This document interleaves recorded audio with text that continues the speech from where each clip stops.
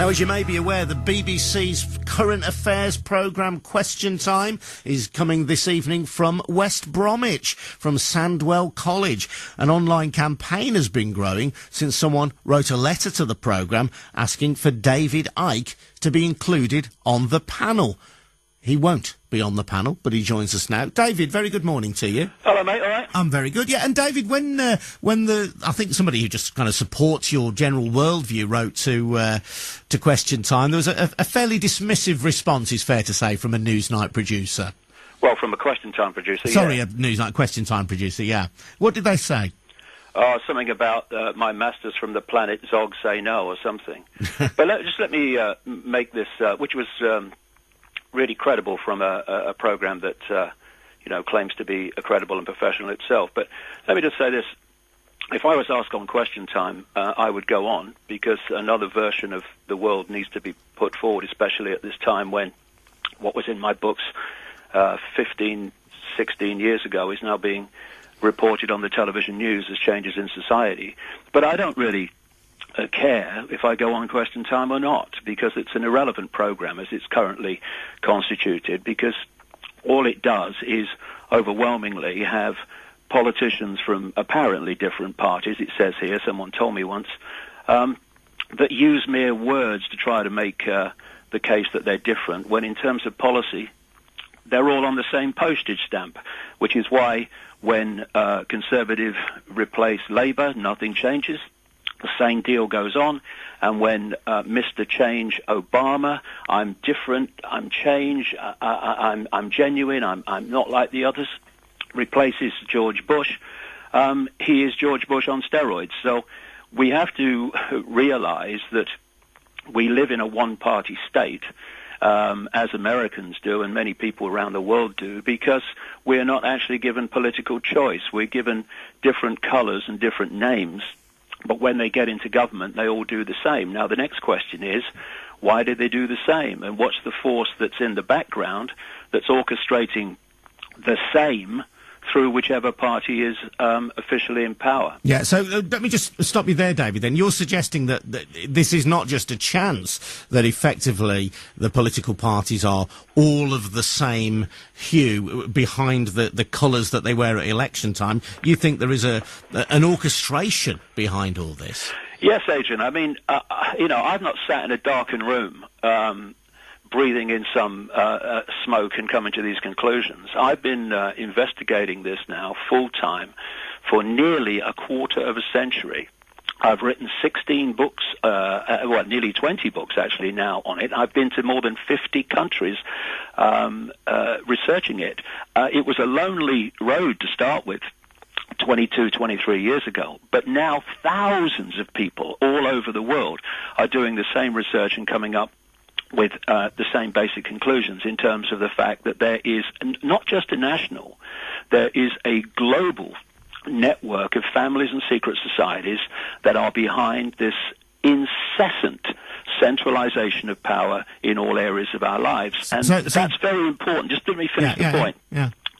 If there's a few of you, and in this group compared with 7 billion people, there is a few, then to gain more and more power over the many, you have to incessantly centralize decision-making. And this process that I've been exposing all these years and continue to do in greater detail was given a name a long time ago, although people didn't realize what they were saying. It's called globalization. What is that? The centralization of power in all areas of our lives. We're having the centralization of power militarily, in terms of banking. In all these areas, the European Union is a classic. Centralization of power in the hands of a few unelected bureaucrats in Brussels dictating to the whole of Europe. And this is a long-term, long-planned scenario that's going on in terms of this centralization of power in Europe. And David, let me just interrupt you there, because I do want to ask questions of you. I'm interested to hear what you have to say. The people who are behind this orchestration, what unites them? Are they united by religion? Are they united by blood? I don't want you to name names, because that would get us into areas of potential libel. But what unites this group of people, and how are they managing to keep their orchestration of the world secret from most of the rest of us? Well, number of answers to that. First of all, I've been naming names in my books, and when I speak at Wembley all day, Wembley Arena in October. You've got a big conference at Wembley Arena. Yeah, I mean, that's another thing, Adrian, quickly before I answer those questions. People need to ask themselves that why are thousands and thousands and thousands of people coming to hear what I have to say all over the world, including the Wembley Arena on October the 27th, when I'm putting this together over 9 hours, connecting all the dots, because there's so many dots to connect. It's because they've added the self-respect to actually look at what I'm saying in detail and make their own minds upon it.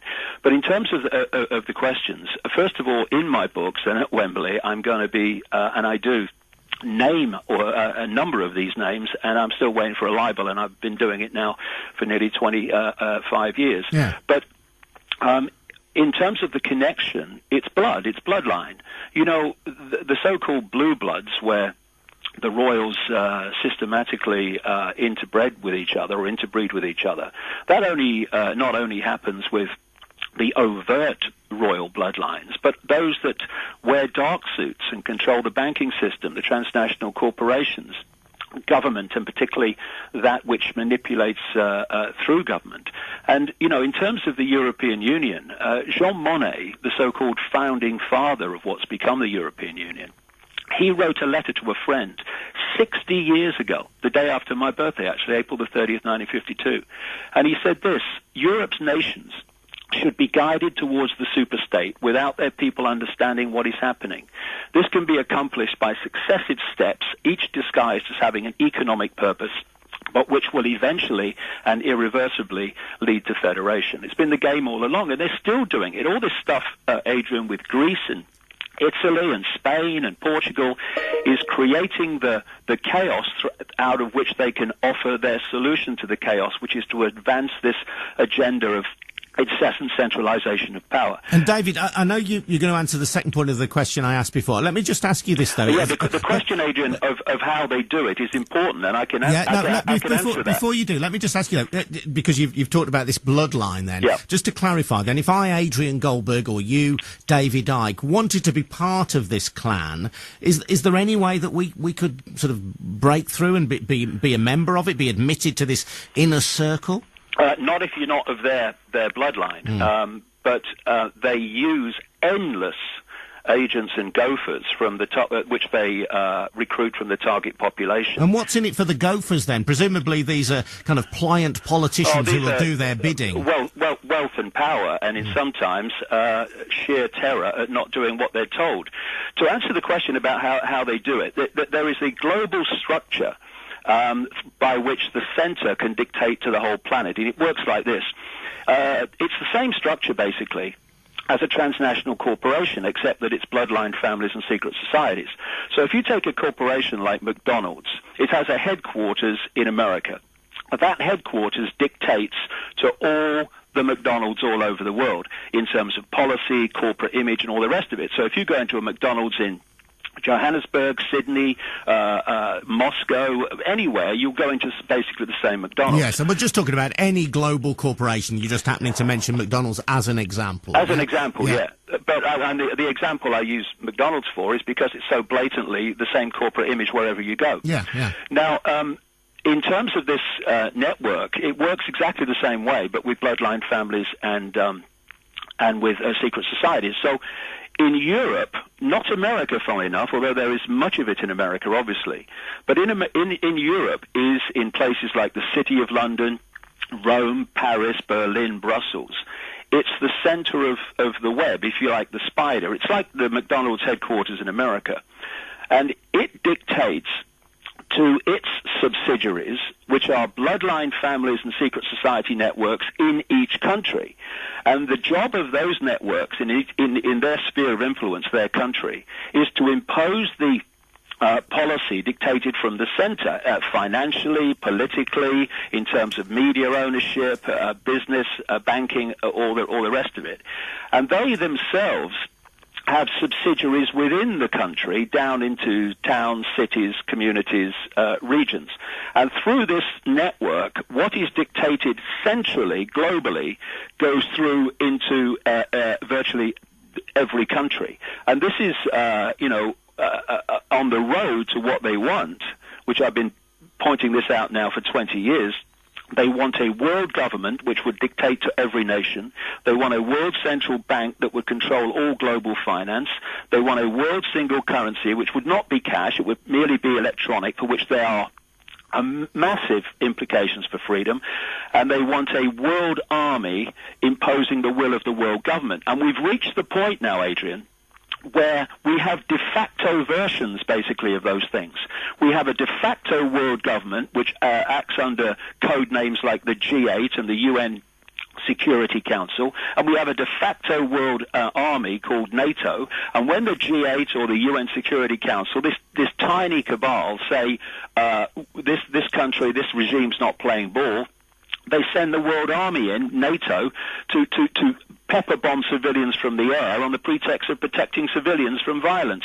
And so what they want eventually is an official version of that, where the world army goes in when the world government dictates it.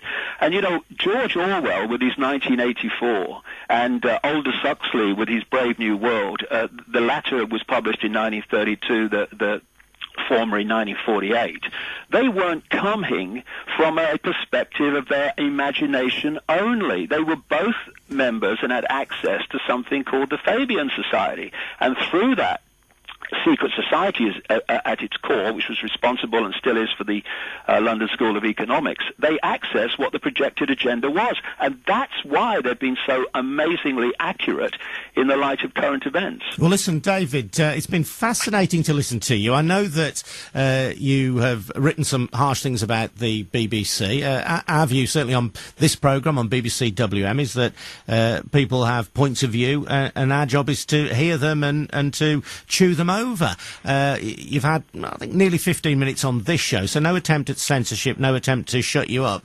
Can I ask you this question? At a future date, would you be willing, and fairly soon, to come on air, maybe spend an hour with us and take calls from our listeners about your beliefs? That would be good. Is that a deal? Yeah, and let me say this, Adrian. You know, when I'm challenging the BBC, I'm not challenging everyone who works for the BBC. I'm challenging that at the centre, the top, which dictates policy. Of course, you can get on places like, Radio WM now and again. But these key areas of national television, you can't get on.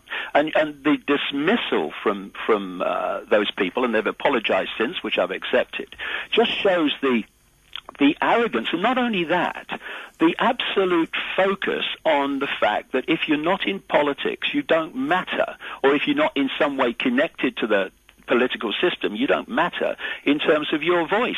Well, there's 60-odd million people in this country, and we all have a voice and different views, and that program should reflect them. David, really appreciate your time this morning. Thank you so much for coming on. As I say, we will honour our commitment. If you will honour it on your side, as I'm sure you will, we'll take calls from listeners interacting with you for an hour on BBC WM. Many thanks indeed to David Icke. I should point out, we referred to the slightly dismissive or funny response from from Question Time, when one of David's supporters approached them and invited David to appear.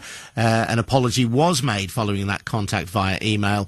Thank you for contacting the BBC about our response to a suggestion that David Icke should appear as a guest on the question. They now acknowledge that the tone of their emailed response from a member of the programme's production team was inappropriate, and they do apologise. And as you heard from David himself, that apology has now been accepted. If you're going to Question Time in West Brom tonight, will you miss David Icke? Should people like David and David himself be given a broader platform to speak? Are they telling truths which are too uncomfortable to hear?